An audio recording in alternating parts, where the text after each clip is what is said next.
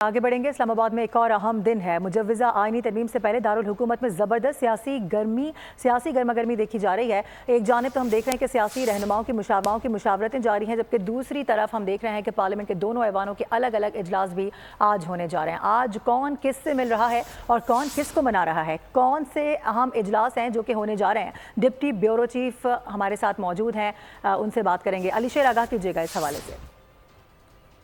जी बिल्कुल, आज इस्लामाबाद में पॉलिटिकल सरगर्मियों के हवाले से अहम दिन तो है, लेकिन इस अहम दिन में आज 26वीं आईनी तरमीम जो है वो दोनों ऐवानों में पेश नहीं होने जा रही।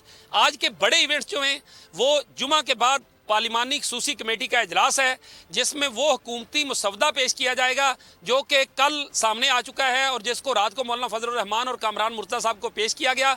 और उस पे मौलाना की तरफ से और कामरान मुर्तज़ा साहब की तरफ से कुछ कानूनी और आइनी और अखलाकी सवालात उठाए गए हैं कि इस तरमीम में, इस आइनी मुसवदे में ये नहीं होना चाहिए या ये होना चाहिए।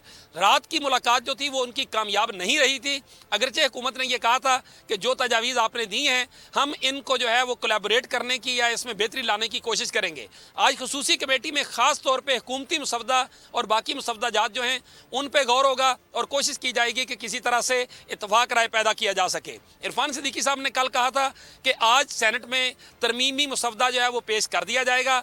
वो कल के इत्तफाक राय की सूरत हाल में बनती हुई सूरत हाल में वो ये बात कर रहे थे, लेकिन आज दोनों एजेंडे जो हैं सेनेट और कौमी असम्बली का, उनमें आइनी तरमीम का मुसवदा जो है वो एजेंडे पे नहीं है। इसके साथ ही साथ आज कौमी असम्बली का इजलास 6 बजे है, सेनेट का इजलास 2 बजे है और उसके बाद पीटीआई और मौलाना फजल रहमान की मुलाकात तय है, जो कि खसूसी कमेटी में हुकूमत क्या लेके आती है उसकी रोशनी में होगी।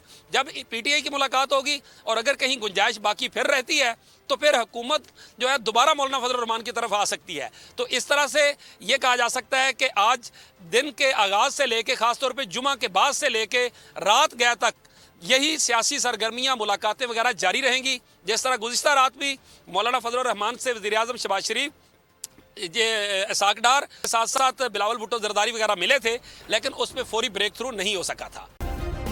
सब्सक्राइब करें और बेल दबाएं ताकि कोई खबर रह न जाए।